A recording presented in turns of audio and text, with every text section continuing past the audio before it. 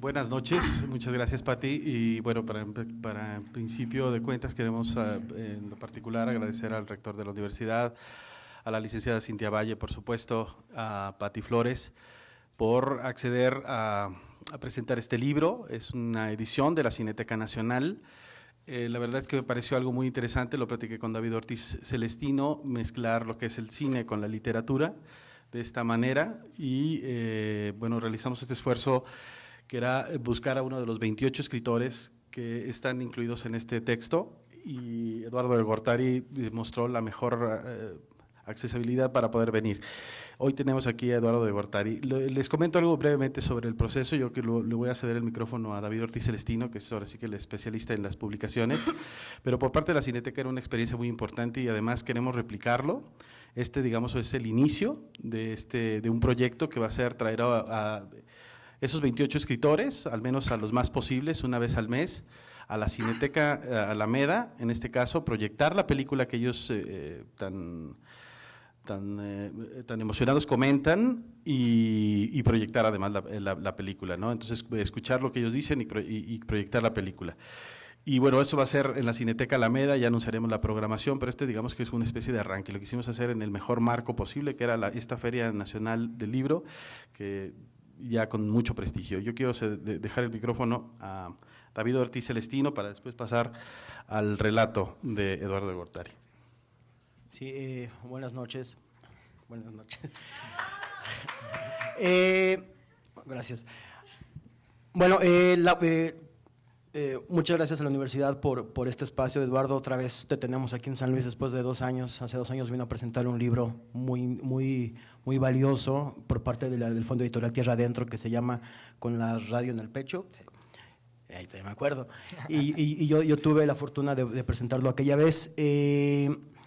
Y bueno, ahora se da este afortunado reencuentro con esta publicación que hizo el año pasado la Cineteca Nacional, donde reúne a todos estos autores, y es importante, además de por las plumas que aparecen, que son Guillermo Samperio, Viviana Benchusha, Nicolás Alvarado, Álvaro Uribe, las hermanas García Bergua, Guillermo Fadanelli, Rafa Mondragón, Nayef Viella, Eduardo de Gortari, Teddy López Mills, Brenda Lozano, Valeria Luiselli. Bueno, la lista es bastante extensa.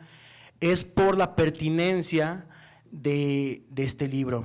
Sabemos que México es un país, como todos los países latinoamericanos, como todos los países, es un país en continua crisis, o sea, en continua renovación histórica. Y bueno, precisamente todo este siglo XX ha sido de cambios tras cambios tras cambios. Se habla mucho, lo dice en el prólogo Hernán Bravo Varela, que es otro de los que hablan en el libro, de los que escriben en el libro. Se habla mucho de que el papel se va a acabar y que el cine se va a acabar. Sobre todo ahorita David Lynch peleaba mucho que él ya no quería hacer cine, porque el cine ya se ve aquí, en un teléfono, y el cine es para verse en pantalla, con sonidos, surround, bueno, todo esto, y se está perdiendo. Pues bueno, igual se acaba, pero por el momento, como bien dice Hernán Bravo Varela, se va a acabar lo más seguro, pero no en este momento. Este libro es un recorrido de escritores que antes que otra cosa fueron espectadores. Entonces es toda esta génesis del cine, de cómo se fue viendo, de cómo los autores que nacieron en los 50, como Álvaro Uribe, habla de cómo se veía el cine en los 60, de cómo no todos fueron partícipes de la crisis del 68, de esta tan mentada crisis del 68, que ahora resulta que todo el mundo vivió, hasta en provincia, todo el mundo estuvo allá en ¿cómo se llama? En Tlatelolco, y pues bueno, es algo inédito, ¿no? Porque todo el mundo fue espectador. El mismo Álvaro Uribe dice que no, cuando habla de 2001 dice en el espacio, de Stanley Kubrick, él habla de los cines que visitaba, de la gente que iba a los cines, de la perspectiva que había sobre cine. Entonces es toda esta serie de autores, hasta los nacidos en los 80, de cómo vieron esta perspectiva, de cómo ellos recibieron el cine, de cómo el cine fue, cómo el beta y VHS fue desplazando poco a poco también las visitas al cine, de cómo la generación de los 80, nuestra generación, ya quemaba discos, ya veía DVD, ya era menos habitual ir al cine, o bueno, no era tan tradicional porque ya lo podías ver en tu casa, y ya no era este mismo rito, estas mismas asuntos rituales de ver una película. Pero bueno, este libro nos pone en ese mismo, nos da una perspectiva de ese panorama de cómo México, a través de estos 28 autores, Cristina Pacheco creo que también está,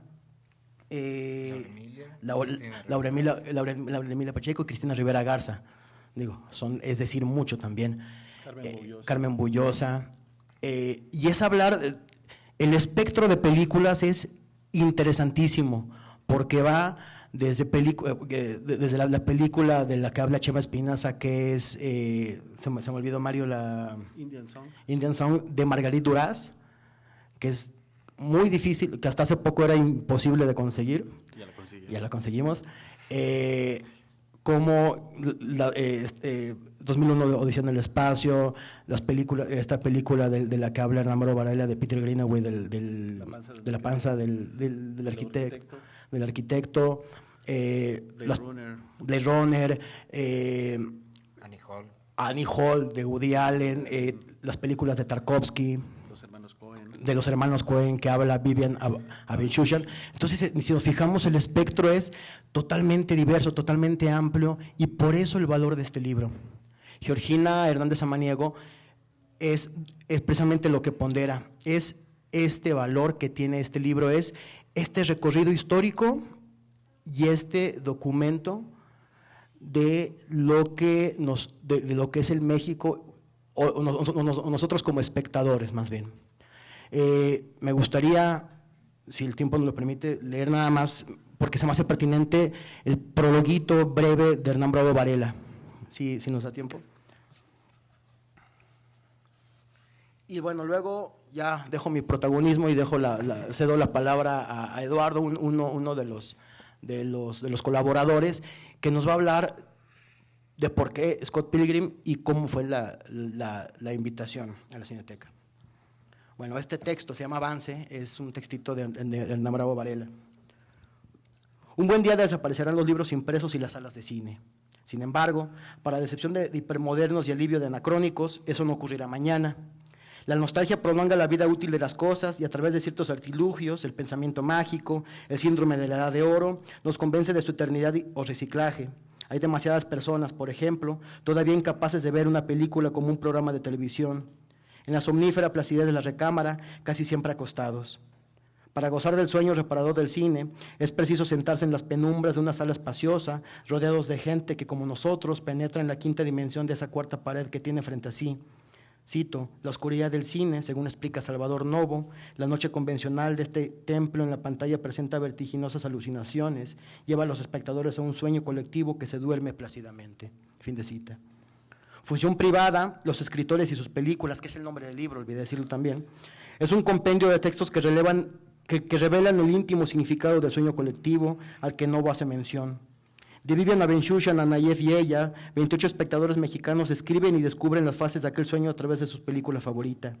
La selección incluye musicales, Cantando bajo la lluvia, del 52, cintas de guerra, Apocalipsis Now, y de terror, La profecía, dramas bíblicos, Ben-Hur y futuristas, Blade Runner, historias de supervivencia, La aventura de Poseidón, comedias románticas, Annie Hall y alucinógenas, El gran Lebowski, clásicos hollywoodenses en blanco y negro, Horizontes perdidos, El ocaso de una vida, testamentos fílmicos a todo color, El sacrificio de Andrei Tarkovsky, Querelle de Rainer Werner Fassbinder, entre otras muchas e imposibles categorías.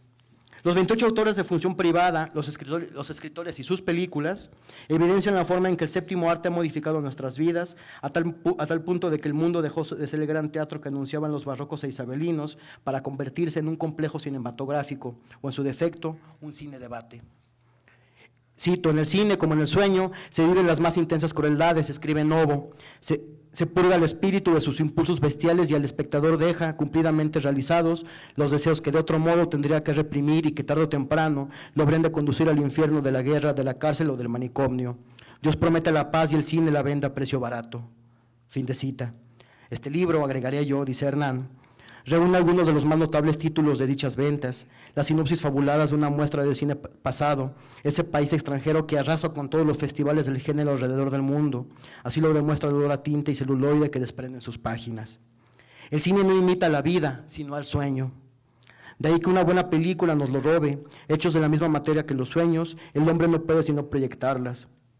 La lectura de función privada deja en claro que la vida es sueño, pero también que el cine y la literatura hacen de tal definición algo más que una plausible realidad, un deseo animado, una ensoñación palpitante.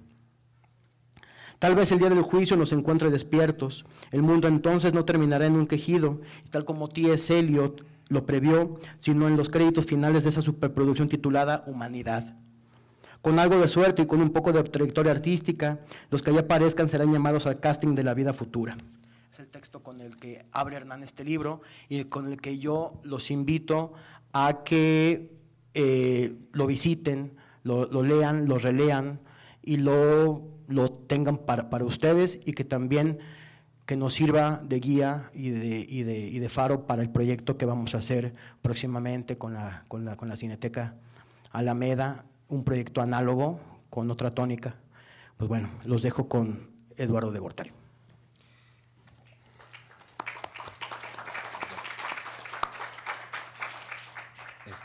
Pues de nuevo muchas gracias por la invitación. Estoy muy agradecido de poder compartir con ustedes un texto que hice sobre pues, una de mis películas favoritas, bueno, mi película favorita. Por el otro lado, en este momento estoy muy avergonzado porque estoy pensando, chanfle, todos van a ver esa película aquí mismo. Entonces, bueno, si no les gusta, por favor, solo sonrían. Y de mientras, porque sé que hay gente que podría pensar por qué demonios me gustó esta película, pues sí voy a leer el texto con el cual participé en el libro. Se llama Scott Pilgrim contra el mundo, cada uno de nosotros contra el mundo. Dice: las grandes películas se distinguen, como los grandes libros, como las grandes canciones, por ser más de lo que aparentan, por contener más de lo que dicen contener. Algunas obras, incluso, tienen el atrevimiento de parecer que le hablan exclusivamente a uno. Scott Pilgrim contra el mundo pertenece a esta última categoría. Mi relación con ella es especial desde nuestro primer encuentro. Llegué a esa película por casualidad. El azar intervino, como pocas veces suele suceder, de forma prodigiosa. No fui parte de las hordas de fans del cómic original que esperaban la película con ansias. Tampoco acudí aquel fatídico 5 de noviembre del 2010 al cine, ni en las semanas siguientes, en que se estrenó la película en México al mismo tiempo que la reedición de mi otra película favorita, Volver al futuro. Scott Pilgrim llegó a mí de un modo más simple, pero especial. Si de algo soy fanático es de dos cosas, los videojuegos y Radiohead. Fue suficiente que leyera en algún blog que la película parecía un videojuego y que la banda sonora estaba compuesta por Nigel Godrich, eterno productor y prácticamente sexto miembro del grupo inglés, para que tuviera que ver esa película de inmediato. Por desgracia, algunas epifanías llegan tarde. Cuando me enteré de ese dato, eran las 4 de la mañana cuando leí aquel blog, y no me sentí dispuesto a saltar el blockbuster. Tuve que verla, muy a mi pesar, en la computadora y con un terrible doblaje al castellano. A pesar del sueño y de mi proverbialmente lenta conexión a Internet, fue una de las experiencias más conmovedoras que he tenido como cinéfilo. En la soledad de mi cuarto, no me fue difícil suponer que ese largometraje lo habían hecho con el fin de que yo lo viera esa madrugada. Desde que la película empezó con esa peculiar cortina de presentación de Universal, y fue peculiar porque, claro, semejaba a un videojuego, hasta los créditos finales, supe que Scott Pilgrim estaba reafirmando muchas de las convicciones que tengo sobre el arte, como si de pronto me dijeran, puede que al fin de cuentas sí tengas razón en algunas cosas, o mejor aún, tal vez no tengas razón, pero este es tu camino. Al igual que esa forma del amor que embellece a las personas y te hace apreciar incluso sus defectos, mi entusiasmo por Scott Pilgrim tal vez nuble mi juicio. ¿Qué puedo decir? Estoy enamorado. Después de ver la película en internet, di un paso que pocos usuarios del ya extinto Megavideo dan. Compré la película apenas abrió la tienda más cercana. Lo que siguió fue obvio, volví a verla. 2 veces. ¿Acaso hasta ese momento pueden poner en orden los motivos por los cuales me había enamorado? Porque si algo sabía es que Scott Pilgrim contenía más de lo que decía contener. No era solo una comedia romántica. La historia de Scott, un bajista de 22 años que se enamora de Ramona Flowers, una chica sumamente misteriosa y atractiva, y que debe luchar contra sus 7 malvados exnovios en un duelo a muerte. Tampoco se trataba de los Sex Bomb, la banda de Scott con la cual me identifiqué de inmediato en sus angustias propias de músico frustrado, porque soy un músico frustrado. Ni siquiera se trataba del soundtrack que incluye a Frank Black de los Pixies, a Broken Social Scene, a Beck y claro, Nigel Godrich. Menos aún se trataba simplemente de unos cuantos guiños a juegos clásicos de Nintendo como Zelda, o más bien se trataba justamente de todo eso, porque en el momento en el que vi la película tenía la edad del protagonista, una banda de azotea y un gusto enfermizo por la música y por Zelda. Se trataba de cómo esas obras artísticas, incluyendo las virtuales, han dirigido mi vida en niveles insospechados. Empezaría por el Nintendo. Scott Pilgrim sobresale por ser narrada como un videojuego, incluyendo las decisiones que debe tomar un usuario y la siempre emocionante pantalla que dice Continue. Scott, por ejemplo, se enfrenta a cada ex de Ramona de la misma forma que en Street Fighter. Hace combos, poderes especiales y muerto el contrincante gana unas monedas como premio. También le acompañan los sonidos incidentales como apoyo narrativo. En algún encuentro con Ramona, la chica de sus sueños, literalmente, suena la misma melodía que cuando Link, el personaje principal de Zelda, llega a un santuario. La película se apropia a tal grado del discurso narrativo de un juego que incluso, en un momento fundamental, recurre al epifánico aprendizaje que todo videojugador tiene después de morir en la pantalla del televisor. Ahora sé qué debo hacer para no morir de nuevo, para no equivocarme de nuevo. Ahora tengo la respuesta. Scott encuentra la respuesta, sí, pero se lamenta por el momento en que llega la sabiduría. Y dice, sé qué debo hacer ahora y sería genial de no ser porque estoy muerto. ¿Acaso esa es la más envidiable característica de los juegos de video en comparación con la vida? En los juegos siempre hay un botón que dice reset, siempre puedes empezar otra vez. Sin embargo, lo deslumbrante no es que Scott Pilgrim se apropie de las formas narrativas de los videojuegos. Lo deslumbrante es que los juegos de aventuras sacaron sus métodos de otro arte, la literatura. La forma clásica de un juego de aventuras es el de una épica. He ahí donde mi relación con Scott Pilgrim se volvió profunda. Mi pasión por la música, los videojuegos y el cine y la literatura está marcada por una obsesión. Guiarme por las cosas que tienen en común tan distintas expresiones en lugar de las diferencias. La estrecha relación entre la poesía y la música siempre ha sido una de mis convicciones, o más precisamente uno de mis defectos. Scott Pilgrim me dio el empujoncito necesario para ver una conexión semejante entre los videojuegos y la literatura. Parafraseando el apotegma borgiano de que todo afecta a todo, diría, guiado por mi entusiasmo, que todo influye en todo. El otro punto central es la música. Como dije, Scott es bajista. Dentro de la película pareciera que el rock es solo un ruido de fondo, el nombre de un grupo en una playera, un pretexto para invitar a una chica a salir y un trabajo que, para cualquier padre sensato, no es un trabajo, al menos no uno redituable. Pero el todo es más que la suma de las partes, y si en algo me identifiqué con Scott y sus amigos, fue en la terca devoción que profesan por la música. Tanto para ellos como para mí, el rock supera la categoría de gusto, es un estilo de vida. Es la razón por la cual Scott vive en un lugar que dista de ser bello y espacioso. De hecho, duerme en la misma cama que su roommate. Y no fue a la universidad porque un día, que no aparece en la película, decidió que no quería vivir de otra forma. Y esa es la razón por la cual yo decidí escribir, estudiar literatura, porque un día descubrí que las letras de Radiohead eran mejor que los poemas. El rock es el común denominador de los personajes de Scott Pilgrim. Su vestimenta, las fiestas a las que acuden y su forma de relacionarse con los otros está dirigida por ese género musical que, como las grandes películas, es mucho más de lo que parece ser. Ahora bien, esto no elude sus defectos. En la película conviven las virtudes de la música con sus deformaciones, como por ejemplo la frivolidad de la industria musical, retratada en Gideon, un malvado productor, y la estupidez de los conocedores, que tienen la gracia de afirmar que el primer disco de esa banda es mejor que el primer disco de esa misma banda. Pero antes que el arte, las vestimentas y el Nintendo, está el amor.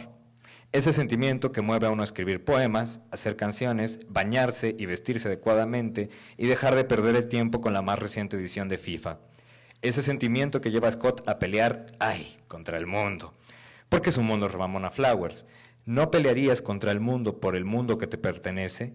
¿No seguirías esa historia de peleas y contrincantes con tal de ver ese letrero que dice continuo al cual le quieres responder que sí? No todos tenemos, por fortuna, que derrotar en vivo y en directo a las parejas pasadas de cada nueva persona que conocemos. Bueno, aunque ahora que lo pienso, sí me ha pasado, pero fue después de que escribí el texto. Sin embargo, todos tenemos, desde Aquiles y el Quijote hasta Scott Pilgrim y el que esto escribe, que luchar por nuestras causas y necesidades todo el tiempo, aunque no haya letreros que indican el inicio del round en curso contra el mal de nuestra existencia. Esas batallas están ahí, son ineludibles. Cada uno debe luchar por su propia princesa Zelda o su onírica Ramona Flowers. Las finanzas, las enfermedades, el hartazgo de la rutina son peleas que uno libra a diario. Si un muchacho flaco y desgarbado como Scott protagonizó una épica y no una comedia romántica, cada uno de nosotros también protagoniza una épica diaria. Y no importa si no estamos al tanto de nuestra historia, está ahí, alrededor de eso giran nuestras acciones. El por qué pelear a veces es lo de menos. Hacia el final, Scott entiende que lo hace por él mismo y entonces pasa de ostentar el poder del amor a el poder del autorrespeto. En todo caso, cada batalla es por nosotros mismos. En torno a esa conciencia de lucha, gira mi aprecio por Scott Pilgrim. En el momento en el que vi la película tenía 22 años, una guitarra, unos poemas y, como en la película, debo luchar por mi personal versión de Ramona Flowers, que puede no solo tratarse de una chica, sino también de ideales, de finanzas, de enfermedades y hasta de bañarse a diario. No necesito un guión de película con un personaje que lleve mi nombre para saber que soy parte de una película, una épica, un videojuego, una canción cuyo personaje principal lleva mi nombre. Eso entendí, además de teorías y convicciones artísticas, con Scott Pilgrim contra el mundo, porque así como las grandes obras contienen más de lo que dicen contener y muchas veces contienen lo que está afuera, el mundo, las vidas simples, cursis, mundanas, son más de lo que dicen ser. Son películas, poemas, videojuegos y también canciones. Muchas gracias. Además se detectó la gente. Eso fue un efecto especial. Bueno, no sé si Pati quieres iniciar la dinámica, si le quieren preguntar algo al autor. Tenemos varias opciones. Una es ver la película en este rato. La segunda es, si quisieran hacer algunas preguntas breves al autor, entonces podríamos hacerlas brevemente, precisamente para que pudieran ver la película en un momento más. A ver, va.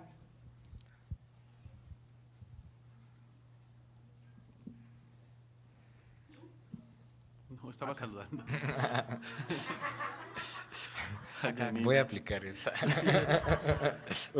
Veo que el libro es un compendio de varias obras, ¿verdad? Entre autores y episodios de la cinematografía. Sí. Corroborando, o más bien aduciendo al cuestionamiento acerca del cine, cuando surgió la televisión, el cine, David O. Selznick le dijeron, ¿sabes qué? Ya se acabó este negocio, con la televisión ya bailamos. Dijo, no, mira, recuerda que el teatro es un instante, la televisión es un momento y el cine es para siempre, no te preocupes, esto va a continuar.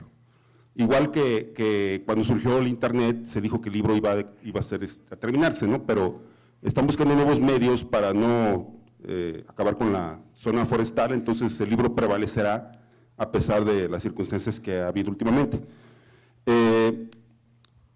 El cine es algo que requerimos nosotros. Se descubrió en la época rupestre cinematógrafos en piedra para proyectar imágenes en las paredes con antorchas. Entonces, nosotros los seres humanos necesitamos imágenes, necesitamos expresiones artísticas en una pantalla para representar lo que somos y por qué estamos aquí. El arte, una expresión artística es importante para el ser humano y el cine lo da. Por eso en aquel personaje de Lestat, en la entrevista con el vampiro, dice, la única forma de ver el sol sin que me mate es en un cine. Entonces, a veces es hasta vital el cine para nosotros. Y veo que la novela trata sobre eso, ¿no? Y me interesaría el director de la Cineteca Alameda, si va a haber algún festival de cine, porque ya todos están haciendo sus festivales, pero hace falta uno en San Luis. No, de hecho te quiero decir que ya hay aquí en San Luis Potosí 3 festivales de cine.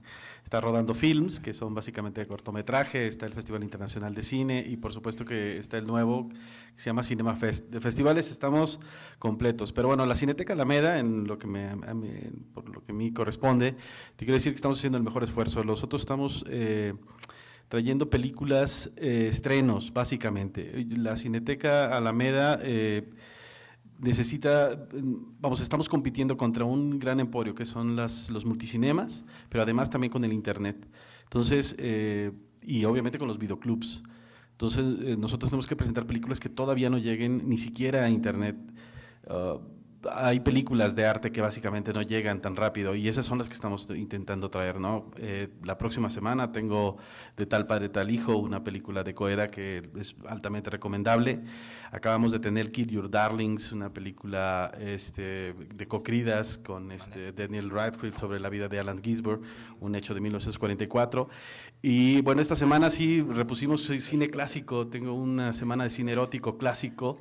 Hoy tenemos, de hecho, El Imperio de los Sentidos en el Cine Alameda, mañana tenemos 9 semanas y media y vamos a tener El Último Tango en París y vamos, es una programación interesante la que tenemos esta semana para todos los amantes de este tipo de cine. Vamos a tener ahí eso esta semana. La Cineteca está trabajando permanentemente. Y bueno, antes de que pregunten, el libro, la idea de tenerlo aquí, la Cineteca Nacional se comprometió en mandarnos una caja para tenerla aquí, porque la verdad que sí es un libro que vale mucho la pena que vean. Son estos 28 escritores, hacen, al igual que Eduardo de Gortari, cada uno describe su película favorita y la contextualiza de una manera genial. Es realmente un libro que vale la pena mucho verlo tanto para los cinéfilos como para los amantes de la literatura. Pero tenemos la oferta de Patti Flores de que la librería universitaria, el stand que tienen aquí en la Feria del Libro, tenga los libros. Así que en el momento que lleguen, yo espero que lleguen mañana los libros, los tendremos en la librería de la universidad para que estén al acceso de toda la gente. Una disculpa enorme por no tenerlo hoy, que era el momento correcto para que ustedes lo pudieran apreciar. Es un documento realmente muy bueno. No sé.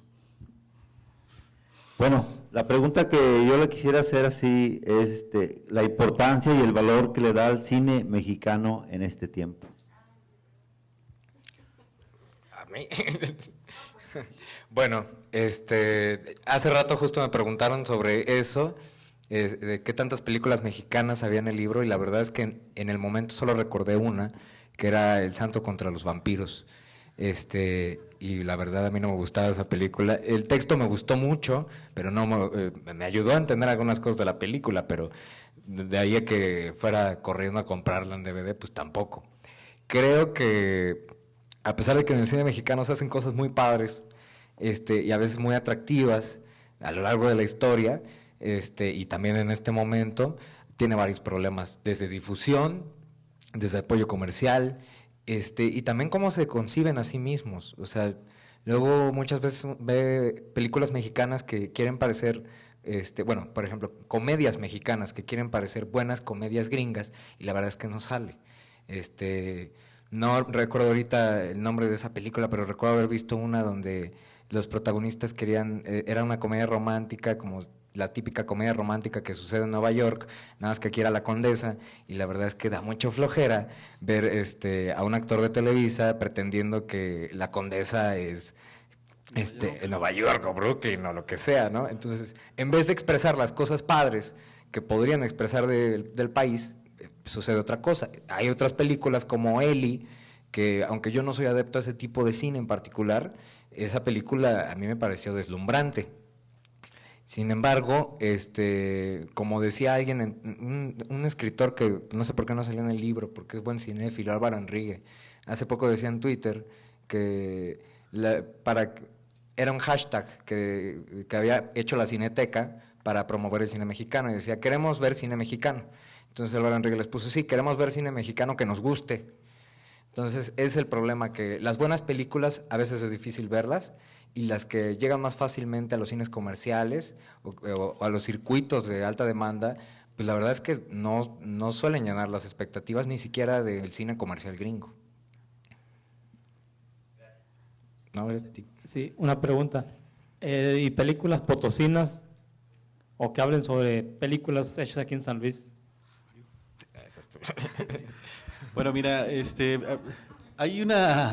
que hay una efervescencia muy interesante en San Luis Potosí ahorita en estos últimos, en este último año, ¿no? Hay unos talentos, unos chavos muy interesantes. Omar Flores Arabia es uno de ellos. Está Herbert, este chavo de la Huasteca, que produjo una película que se llama Potosí, que de hecho ya ganó como ópera prima en el Festival de Guanajuato en el 2013. Apenas se va a estrenar esta película. La Cineteca Alameda ya la presentamos en el marco del Festival Rodando Films, y la de Omar Flores Arabia se va a presentar, se llama Peyote, esta película. Fue ya comprada por una distribuidora europea y la vamos a exhibir en la Cineteca en la semana de Pascua, en el marco del Festival de San Luis. Se va a proyectar esta película.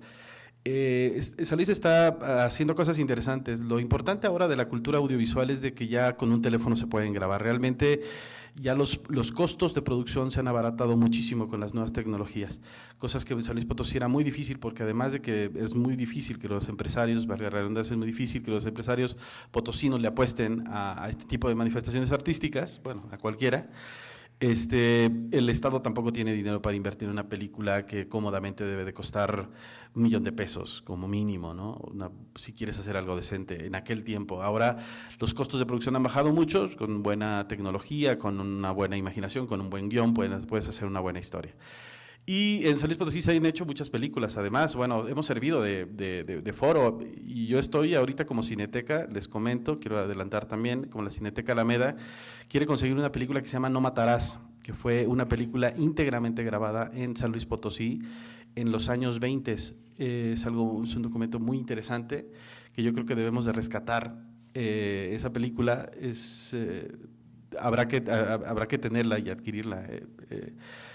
Y actualmente, pues las que te acabo de comentar, ¿no? Potosí o Peyote, son las películas potosinas. Bueno, a mí me gustó mucho la lectura que hizo el joven de Gortari y tan solo por eso Gracias. compraré el libro. Ok, muchísimas gracias. Y esta es para el representante de nuestra Cineteca. Soy una asidua cinéfila a la Cineteca Alameda, pero la verdad últimamente me ha decepcionado mucho el pésimo sonido y audio que tiene la Cineteca. Yo creo que es hora de invertirle, porque pagar 40 pesos no es así como que digas tú muy barato, ¿verdad? Si vamos a Cinépolis el miércoles pagamos 35, aunque haya cine chafa. Pero sí hay que invertirle, la verdad es que el sonido y el audio debe ser del año del caldo, ¿eh? Entonces, no, mira, sí hay que motivarnos para ir claro, a apreciar bien el cine ahí, porque sí tiene muchas fallas mira, el sistema. Yo te agradezco muchísimo esta intervención y por Gracias, supuesto que coincido contigo además, ¿eh? No es solamente eso.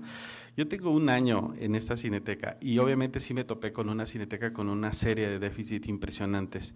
No solamente es el audio, también era un proyector que tenía ya 7 años y como todos sabemos la tecnología avanza rapidísimo, y ese proyector, aunque era de 10,000 lúmenes y tenía una muy buena capacidad, la verdad es que no leía nuevos formatos como el Blu-ray o nuevos formatos digitales. Entonces teníamos una calidad en la proyección muy mala. Te quiero comentar que acabamos de adquirir uno nuevo, te invito a que vayas. Obviamente, pues, si te gusta el cine erótico, bueno, puedes ir a ver cualquiera de estas películas, que ya las comenté, para que veas este nuevo proyector, fantástico, y el audio lo acondicionamos un poquito mejor. Me gustaría que fueras en esta semana o la próxima que tenemos de Tal Padre, Tal Hijo, y de hecho, bueno, también vamos a tener la primera semana de abril La Grande Belleza, la mejor película, la que ganó el Oscar a la mejor película extranjera, la vamos a tener como exclusiva, un estreno exclusivo de la Cineteca Alameda, y la verdad es que yo quería que se viera así, que se viera mejor este tipo de películas. Estoy comprometido, está muy difícil, ¿eh? No, el gobierno del Estado no me da presupuesto, todo lo tengo yo de ingresos propios, y créeme que estamos haciendo un esfuerzo para poder tener más gente, para poder tener recursos y poder hacer algunos cambios que necesitamos. Estoy consciente de ello, lo sé, y estoy trabajando, créeme, duro en eso. Al contrario, gracias a ti. Buenas tardes, felicidades al joven de Gortari y a los que están ahí en el panel. Quiero comentarle a la persona que preguntó sobre el cine en San Luis Potosí que hay una filmografía potosina, un libro que editó la Cineteca precisamente, que habla sobre las películas que se han hecho en San Luis Potosí, y pareciera que no se han hecho muchas, pero sí se han hecho bastantes películas en San Luis Potosí, y bueno, pues lo podrían consultar ese libro. Y una pregunta para el joven Gortari, hablaste sobre los escritores. Yo creo que, no sé si tú coincidas conmigo, que hay una crisis también en los guiones, en los guionistas del cine mexicano. No sé tú qué opines, que estás en ese medio. Pues mira, justo ahorita mismo estoy trabajando, haciendo ideas de series para televisión, para una productora, y ha sido una experiencia muy extraña. Lo primero que nos topamos fue que, y además me lo han platicado mucha gente que ha trabajado en cine o que estudió cine, es que tenemos excelentes guionistas en México, pero de verdad excelentes guionistas. Y creo que de las escuelas de cine que hay en México, las partes de guión son las mejores, incluso mejor que fotografía, que ahorita, por ejemplo, suena mucho con Gravity y todo eso. Pero hay un problema, que a los jóvenes directores, que no siempre son los más preparados en ese rubro, les encanta la idea de ser Woody Allen y hacer su guión y hacer la fotografía y la edición y actuar ellos y dirigir y todo. Y obviamente ellos terminan siendo el único espectador de la película. Pero creo que por ahí va mucho la cosa. O sea, luego también los muy buenos guiones que se hacen aquí, por lo que he visto del negocio, en realidad se terminan vendiendo el puro argumento y se terminan desarrollando en otros lados. Ya ni siquiera Estados Unidos, sino en la verdadera meca del cine, que es Bollywood. Entonces, yo te lo digo porque ahorita mismo yo estoy trabajando en eso, no en cine, en televisión, pero sí me he dado cuenta de muchas de las carencias y dificultades que hay para vender los buenos productos que tenemos aquí a nivel nacional o extranjero. Sí. Vamos con la última pregunta. Perfecto. Yo nada más una cosa para ser muy breve. Sí estoy de acuerdo con que, hablando de la Cineteca Alameda, de que ya se mejoró el sonido y ya se ven las películas, por lo menos se ven ya un poquito mejor. Pero entonces sería bueno que reprogramaras todas aquellas que no pudimos ver, porque sí, realmente sí era o sea, daba coraje, daba rabia ver tan buen cine y no poderlo ver bien. Entonces, por ejemplo, nada más así para acordarme, estaba la de Pina, por ejemplo, que sufrí horrores. ¿Cuál de todas? La de Pina, un documental de… de Pina Bausch, claro, el de Wim Wenders. Entonces, haz de cuenta que lo estás viendo, pero no sabes todo lo que te estás perdiendo. No, además te quiero decir que también la de azul es un color cálido que se llama Adele, la vida de Adele. La vida de Adele, te interrumpo, y la vi en México, en la Cineteca Nacional, y se veía espectacular. Sí, yo también. Aunque de hecho, me acaban de remodelar la Nacional. Pero… Sí. Entonces se veía… Yo la verdad es que te quiero decir que obviamente, reitero, lo comprendo exactamente la molestia, por supuesto, porque también no solamente soy el director de la Cineteca, sino soy un cinéfilo y me encanta el cine, y créeme que para mí también era muy complicado, pero pues vamos… teníamos que estar trabajando y tenemos que estar trabajando para poder conseguir los recursos para poder hacer las cosas. Sí, y estoy convencido de que el espectador merece muchísimo respeto y no echaré en saco roto tu propuesta. Yo creo que podríamos hacer una semana de reposición de alguno de los títulos tanto del Tour de Cine Francés como de lo último que tuvimos en los meses y gratis para toda la gente, por supuesto. Lo pensaré. Como dicen en derecho, vamos a hacer una semana de reposición del daño. Así es. Bueno, vamos con la película, ¿les parece?